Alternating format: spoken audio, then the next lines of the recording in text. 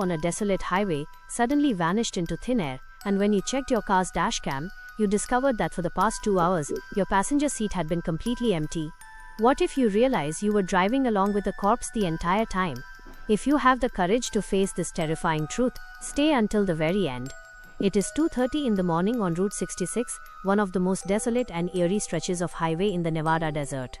Complete silence surrounds the area, with zero radio signals breaking the static. Amidst this chilling emptiness, a man named David is driving alone from Los Angeles to Las Vegas. He works for a corporate firm and had to catch a late-night drive after his flights were delayed. America's remote highways are notorious for having no petrol stations, diners or human settlements for miles, just endless shadows and desert hills stretching into the dark. As the clock crept closer to 2:30 a.m., heavy fatigue began weighing down David's eyelids. Hoping to stay awake, he turned on the car's audio system, but only a harsh static noise crackled through the speakers. Annoyed, he switched it off. Suddenly, within the beam of his car's headlights, a silhouette appeared on the side of the road, frantically waving for a ride. David slowed down his car. As he pulled closer, he realized it was a woman. She wore old, tattered clothing reminiscent of the 1970s or 80s, her hair was completely messy, and she clutched an old leather suitcase. The most unsettling part was wondering what she could possibly be doing all alone in the freezing cold of the desert night. Filled with pity, David brought the car to a stop and rolled down his window. "Ma'am, are you all right? What are you doing out here on this deserted night?" David asked. The woman slowly lifted her face. Her eyes were completely hollow, carrying an expression of strange, heavy sorrow and silence. She did not utter a single word. Instead, she gave a slow nod. Without waiting or saying a word of thanks, she opened the front passenger door herself and quietly stepped inside, taking a seat right next to him. David felt a bit uneasy that she hadn't even offered a simple thank you, but he brushed it off, assuming she must be terrified or exhausted. Without asking any further questions, he pressed down on the gas pedal and drove forward. The car's speed climbed to 100 kilometers per hour. An unnatural freezing cold swept through the interior of the car. Even with the heater turned on, David could see visible wisps of steam coming from his own breath. He glanced through the rearview mirror at the woman. She sat completely rigid, like a stone statue, her eyes unblinking, staring blankly out the window into the pitch-black desert night. Hoping to break the ice, David tried to start a conversation.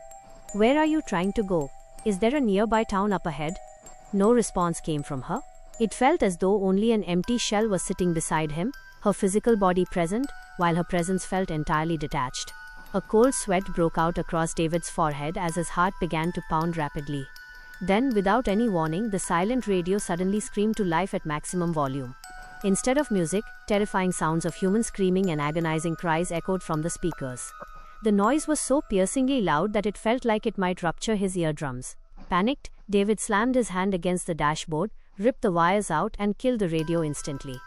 Once the radio fell silent, David took a deep, shaky breath and quickly turned his gaze back to the road and the passenger seat beside him.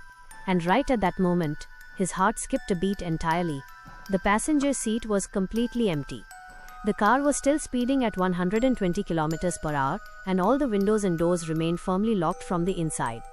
No one could have possibly jumped out of a moving vehicle, and even if they had, the sound of a door opening or a sudden jolt would have been unmistakable. Yet in the blink of an eye, the woman was gone. David let out a terrified scream. His mind went numb. He tried desperately to convince himself, "No, this is just my imagination, I am just completely exhausted." But then his eyes landed on the dash cam, mounted right on the windshield. The modern camera recorded every single second of both the interior and exterior of the car. With trembling hands, David reached out, pressed the replay button on the dashcam screen, and watched the footage roll backward. As the video began to play, a blood-curdling scream escaped David's lips, and darkness clouded his vision. The screen clearly showed that when he had stopped his car 2 hours earlier, no woman had been standing there at all.